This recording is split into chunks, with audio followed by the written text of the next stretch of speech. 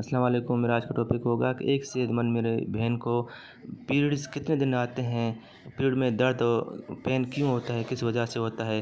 तो बराए मेहरबानी समझने के लिए आप मेरे इस वीडियो को आखिर तक देखें। आज मेडिकल यूट्यूब चैनल को सब्सक्राइब करें, क्योंकि मैं हर रोज़ नई अच्छी इन्फॉर्मेशन मालूमात आपके लिए वीडियोज़ अपलोड करता हूँ। एक सेहतमंद इंसान के जो मेरी बहन होगा, जिसका उम्र 17 से 18 साल से लेकर 35-30 साल के दरमियान में आखिरी 21 दिन के बाद पीरियड आना शुरू हो जाता है। तो वो पीरियड 7 दिन के होते हैं, 6 दिन के भी होते हैं। उसमें पेन हो तो फिर समझो रसूली होगा, ज़ख़म होगा, इन्फेक्शन होगा।